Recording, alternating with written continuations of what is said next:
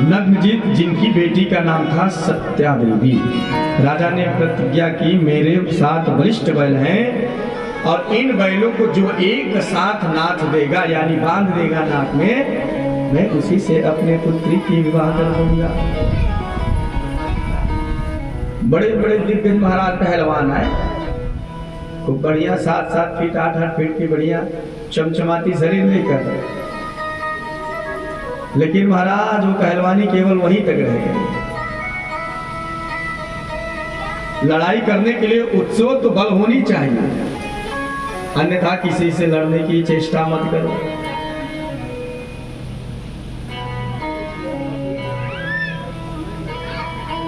इसलिए लड़ना हो तो पहले अपने को समझो, अपने को जानो कि मैं क्या बोल रहा हूं। ये कि नहीं कुछ हुआ कि बस तुरंत हम अभी तुरंत फैसला कर देते हैं, फैसला अंदर, ऐसा कुछ नहीं। देखिए एक बार जो सही काम हो जाए फिर गलती नहीं होता। बच्चा जब पैदा होता है तो सबसे पहले गुरु माता होते हैं, उसके पिता होते हैं, तो गलती गलती बोलते बोलते वो सही बोलने लगता है, लेकिन जब सही बोलता है तो गलती नहीं करता महाराज। तो इस प्रकार महाराज बड़े बड़े वीर सूरवीरों ने प्रयास किया, लेकिन इन्हीं की एक भी ना चली, और चली नहीं महाराज। तो भगवान द्वारिकाधीश वहां पर पहुंचे, उन्होंने देखा कि महाराज बड़े बड़े पहलवान लड़ाई कर रहे हैं, लेकिन इन बैल को ना तो कोई नहीं पा रहा। भगवान ने कहा महाराज अगर कृपा एक बार करो तो हम थोड़ी अपनी देखें, हम शायद हमसे कुछ हो जाए, सेवा कर सके तो कर दे। नग्नजित ने कहा भगवान ने 7 बैल तो देखे, 7 बैल को 7 रूप में भगवान एक साथ में ही नाथ दिया। बोलिए भक्तवत्सल भगवान की जय, कृष्ण कन्हैया लाल की जय। प्रभु तुरंत उनको बांध दिए, 7 बैलों को रस्सी में नाथ दिया। सत्या ने प्रसन्नता पूर्वक आकर भगवान के गले में हार पहना दिया। अन्य राजाओं ने जब इसका विरोध किया तो अर्जुन ने समस्त राजाओं को मार दिया। ये भगवान का हुआ 6वां विवाह। इस प्रकार विवाह 6वां हुआ। अब एक दिन वसुदेव जी की छोटी बहन थी सुतकीर्ति, ये भगवान की बुआ लग रही थी। सुतकीर्ति ने कृष्ण को बड़ा स्नेह करती और उनके प्रगाढ़ संबंध बनाने के लिए उन्होंने अपनी बेटी भद्रा का विवाह द्वारकाधीश के साथ संपन्न कर दिया। यह प्रभु का हुआ 7वां। कुछ लोग महाराज विस्मित हो गए कि विवाह कैसे संपन्न हुआ, क्योंकि भद्रा प्रभु की तो बुआ हुई, परंतु प्रभु की बुआ कुंती जिनके लड़के अर्जुन और प्रभु ने अपनी बहन सुभद्रा का विवाह अर्जुन के साथ कर दिया था, तो यह विवाह कैसे नहीं हो सकता। एक बार भगवान ने चक्रव्यूह घूमती हुई मछली को नीचे प्रतिबिंब देकर मछली का लक्ष्य भेदन किया।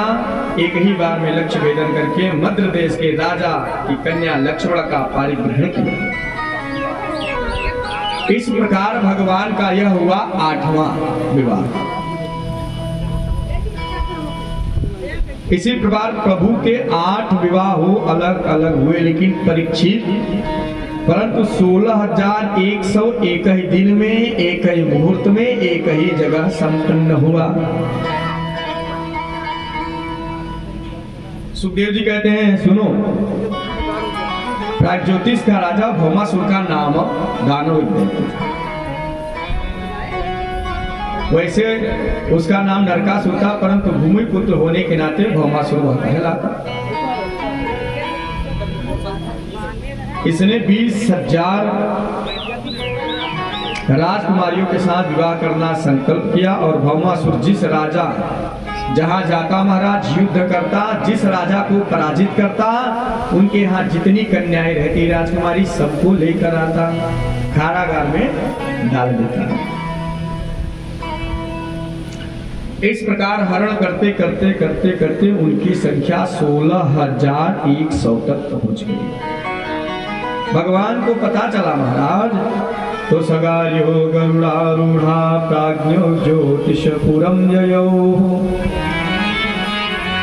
भगवान सत्यभामा के साथ लेकर गरुड़ पर आरूढ़ होकर प्राग्ज्योतिषपुर में पहुंचे। भगवान जब नगर में पहुंचे तो एक नगर रक्षक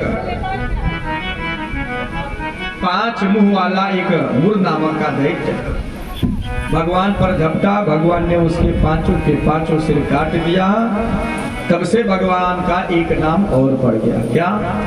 5 सिर काटने की वजह से भगवान का नाम पड़ा मुरारी।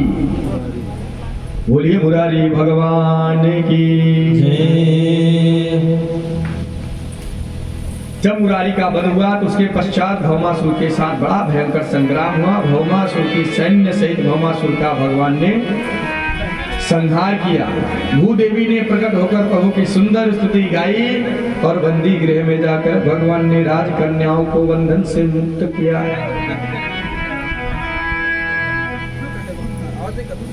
मुक्त कर दिया महाराज। सारी कन्याएं निकली।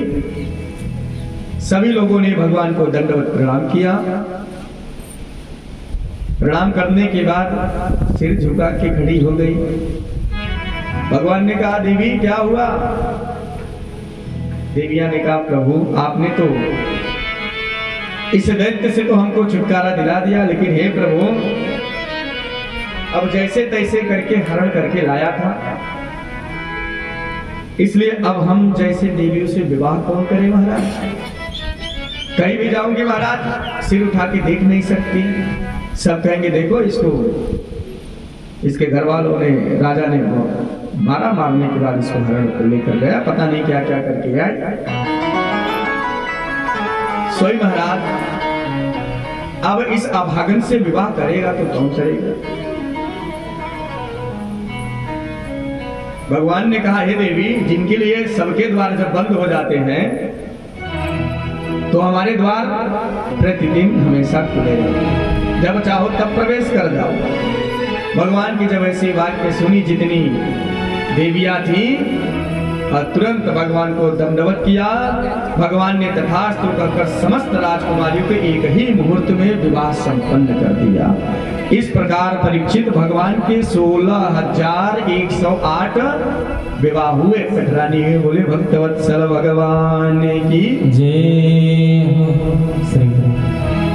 आप माइक में जयकारा ना बोले भैया, आप लोग जयकारा लगाए, चुपचाप ना बैठे। जब से हम कथा कह रहे तब से हम यही बताते हैं, लेकिन आप लोग अपने बात में लीन रहते हैं। बोले भक्तवत्सल भगवान की जय। जब आप अपने में लीन रहेंगे तो हम भी फटाफट कहेंगे महाराज कथा तो सुनने वाला होना चाहिए। हाँ ठीक है महाराज, कथा तो सब कह सकते हैं, वक्ता सब बन सकता है महाराज, लेकिन श्रोता बनना बहुत कठिन है। श्रोता बनना महाराज बहुत कठिन है। क्यों? कुछ ना कुछ महाराज, चाहे भाई साहब हो और चाहे देवी जी हो, कुछ ना कुछ बात तो खटी रहती है। जो घर में नहीं होती तो कथा पंडाल में आके उसको पूरा कर देते हैं। बोले भक्तवत्सल भगवान की। जब जयकारा लगाएंगे महाराज तो इस माइक के वजह से हमारे यहाँ ये जयकारा ना है, तो जब जयकारा जोर से लगाएंगे तो इस माइक के द्वारा आपकी जयकारा जोर से जाएगी, तब सबको लगेगा नहीं पांडे जी यहाँ कथा श्रवण कर रहे हैं। भैया सब अपनी बात करोगे तो हम अपनी बात करेंगे।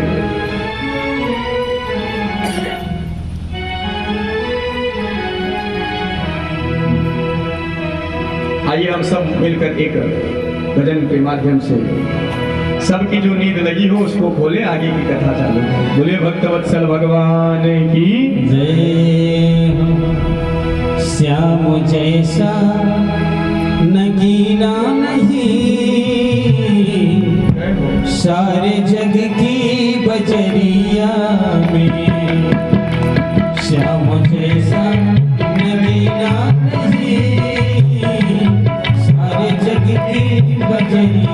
में जय हो।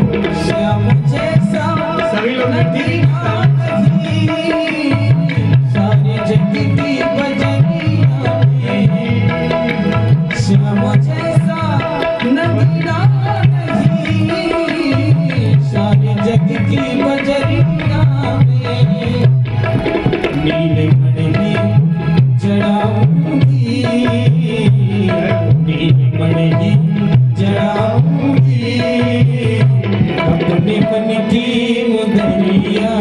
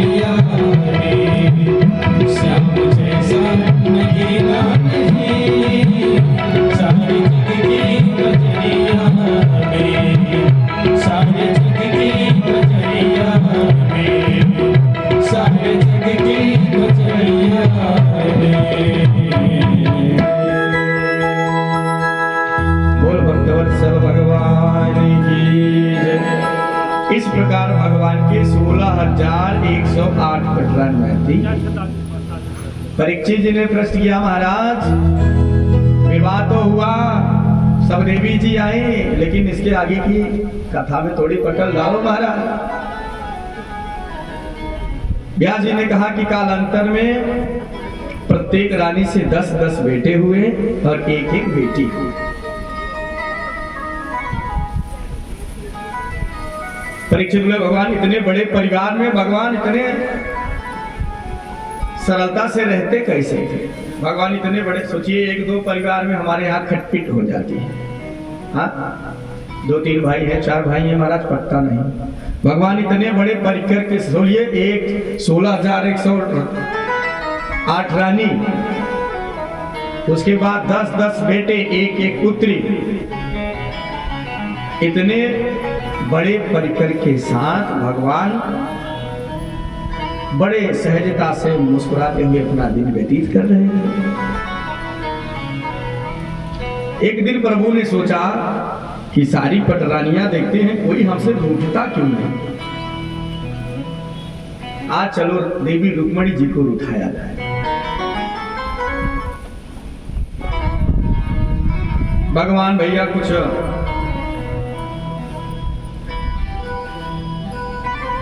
बाहर गए, बाहर जाने के बाद पुनः जब भवन में आए,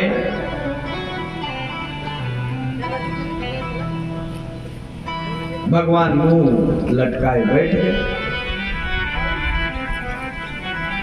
मुंह लटकाए बैठे महाराज। और बैठने के बाद क्या हुआ हमारा, देवी जी आई, देखी कि हमारे प्रभु को बहुत पसीना, बहुत विचलित हो रहे हैं, तो तुरंत क्या करे, पहले चमर वेदा, जिसको पंखा हम कहते हैं, डुलाने लगी।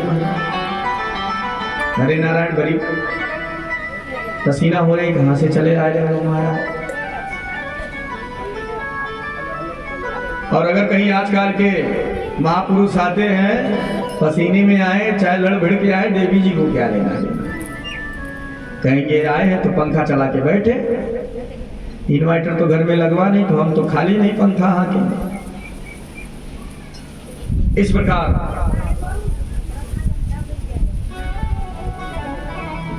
कभी उठी नहीं, लेकिन भगवान आज उठाने का प्रयास कर रहे हैं।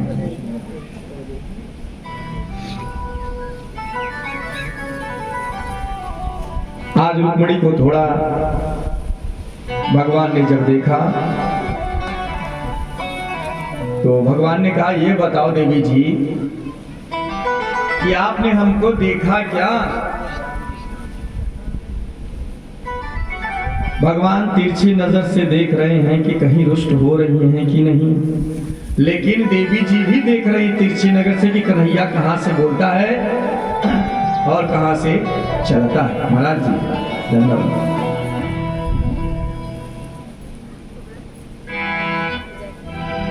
एक परीक्षित के रूप में आपके कथा पंडाल में और बैठे।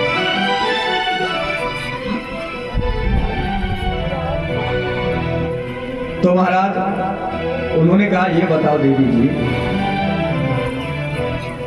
आज हम ये जानना चाहते हैं कि आपने हमको देखकर विवाह किया क्यों? सुन, देवी जी ने जब ऐसा सुना तो बड़े हो चक्के रह गए कि प्रभु, इसके पहले तो कुछ ऐसा बात हुई नहीं थी, आप 10-10 लड़के के बाप बन गए, लेकिन आज ये कौन से तरीके से आप बात कर रही हैं? जब देखी तो ऐसे तुरंत बैठ गई, दिल था। कहीं कहा तुम राजघराने की राजकुमारी हो, कहा अपने राम। तो कैसे महाराज, ना मेरे बाप का ठिकाना, ना मेरे माँ का ठिकाना, मैं चोर, वन वन में चोरी किया। तो आपने ऐसी कौन सी चीज देखी हमारे अंदर? सोई रुक्मणी जी ने हाथ देखिए, आपकी शिशुपाल भाई ने आपके लिए बड़ा, अरे रुक्मी जी, भगवान ने शिशुपाल जैसा वर ढूंढा था, हमारा क्षत्रिय था, बड़ा पराक्रमी था, सुंदर भी था, और हम काले कलूटे सांवले के चक्कर में तुम पड़ कर यहाँ चलिए। अब देखिए भगवान ये अपने देवी जी को आज प्रयास कर रहे हैं रूठने के लिए। तो बताओ, मुझे ये नहीं समझ में आता कि खानदान भी अच्छा था महाराज, और चेदी देश के होने वाला राजा भी था, और अपने राम तो कभी राजा बन नहीं पाए, उग्रसेन ही होंगे। ऐसे बात कर रहे हैं भगवान, रुक्मिणी जी की धड़कन तेज होती जा रही है। जब इतना सुना तो रुक्मिणी जी कुछ बोली नहीं। भगवान बोले, रुक्मिणी मैं तो कहता हूं कि अभी भी कुछ नहीं बिगड़ा, अभी भी अपना बोलिया बिस्तर बांधो। जो यो शब्द रुक्मिणी जी के कान में पड़े सोई होश उड़ गई, हाथ कांपने लगे महाराज, पंखा नीचे गिर गए, मूर्छित हो रुक्मिणी। जब गिरने लगी तो भगवान तुरंत दौड़कर उन्हें पकड़े। चतुर्भुज भगवान जब पकड़े, रुक्मिणी को थाम लिया, जल का छींटा मारा। जब रुक्मिणी जी को होश आया तब भगवान हठात पूर्वक हंसने लगे। अरे देवी जी, आज हमने थोड़ी हंसी मजाक की क्या बातें कर दी, तुम तो गंभीर ही हो गई। हाँ, गृहस्थ जीवन में जब पतिदेव बाहर हो और बहुत थके मदे आए, तुम्हारे परिवार है तो परिवार में ही हास परिहास होगा। सोई हमने थोड़ी सी कृपा कर ली, तुम तो एकदम से ही दिल पे ले बैठी। ऐसा तो नहीं होना चाहिए। अयं हि परमो लाभो गृहेषु गृहमेधिनाम् अन्नर्मैर्नियते याम प्रियमाभिरुभामिनी। अरे प्रियतमा, मैंने थोड़ी सी हंसी मजाक किया। भगवान कहते हैं गृहस्थ प्रपंचों में तो सदैव हम सब पड़े हैं देवी, और पड़े भी रहते हैं। इसलिए थोड़ा परिहास का मनोरंजन करके प्रपंचों को भूल जाए, इसलिए हमने आपको थोड़ी सी शरारत कर दी। और एक तुम हो कि हंसी मजाक समझी नहीं, सीधा दिल पे लिए बैठी। भगवान, रुक्मिणी ने कहा, भगवान हे प्रभु दीनानाथ, हम सब ये नहीं जानते, लेकिन महाराज आपने जो जो कुछ बोला ये सत्य बोला है। क्या बोला? आपके गुणात्मक है महाराज, आपके अंदर कोई विकार नहीं है, इसलिए सब आपको निर्विकार कहते हैं। तीनों गुणों से साक्षात नारायण हो। आपका यह कथन था कि मेरे अंदर कोई गुण नहीं। आपने बिल्कुल ठीक कहा। भगवती श्रुति आपके स्वरूप का निरूपण करती रही, लेकिन नेति नेति कहकर थक गई। इत्थमच्च, जब कहकर थक गई तब श्रुति को ही आपको जानना संभव लगा।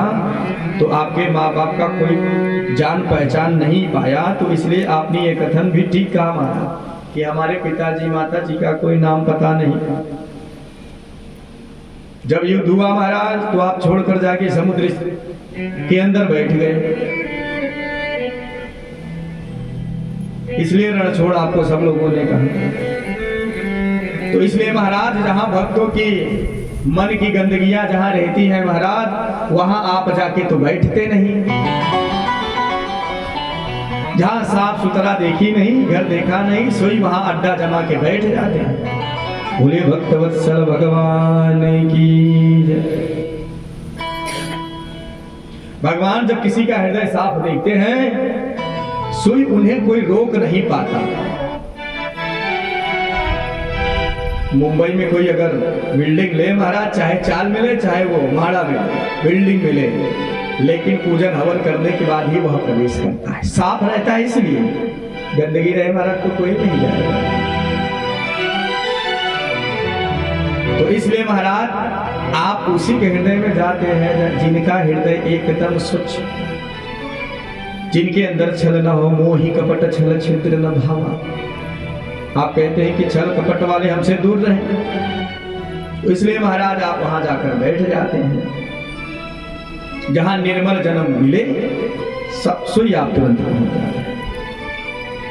जिन भक्तों का काम क्रोध लोभ ये सबसे परे रहते हैं, ऐसे सुंदर भवन में आप जाकर अपना भवन बनाकर अपना समझ कर बैठ जाते हैं महाराज। इसलिए अपना वैकुंठ छोड़कर आप यहाँ पर आ जाते हैं।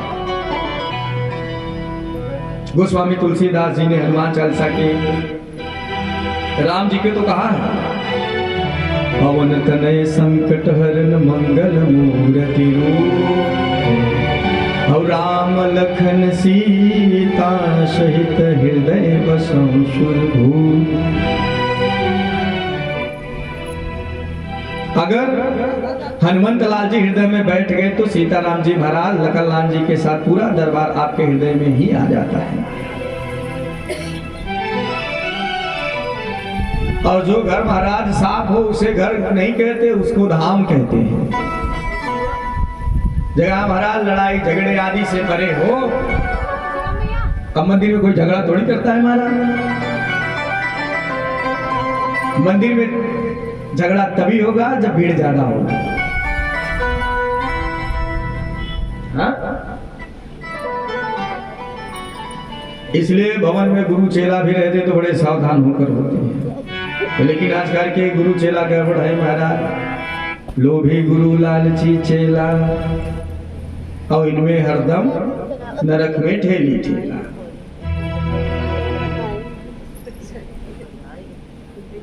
तो अब ना वैसे गुरु हैं ना अब वैसे विद्यार्थी हैं। अब बड़ी विडंबना है। तो भगवान अतुलित बल धामम, बलशाली है महाराज, समस्त बल प्रदान करने वाले परमात्मा ही तो है। और ऐसे हृदय में अगर अतुलित बल धामम हृदय भवन में विराजमान हो तो ऐसे हम भवन में, जैसे हनुमान जी का भवन एकदम स्वच्छ था, सीता राम लक्ष्मण परिकर के साथ जाकर तुरंत विद्यमान हो गए थे। आज के दिन में महाराज कोई हनुमान जी नहीं है, सीना फाड़ के दिखा दे, बोले हनुमंत लाल की। खूब व्याख्या की रुक्मिणी जी ने अपने शब्दों से। भगवान स्तब्ध रह गए कि हे रुक्मिणी,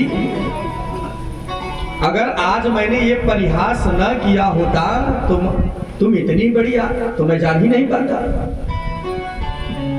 तुम्हारे अंदर इतनी योग्यता है मैं आज नहीं जान पाता। भगवान ने भी बड़ी कृपा करी मेरे ऊपर। तुम तो बड़ी बुद्धिमान निकली, पढ़ी लिखी निकली दीदी। रुक्मिणी जी के स्वभाव की मुक्त खंड से भगवान खूब प्रशंसा कर रहे हैं। सुखदेव बाबा कहते हैं, परीक्षित इतने बड़े परिवार में हास परिहास होना अति आवश्यक है, लेकिन उस हास परिहास को गलत ना समझ बैठे तब।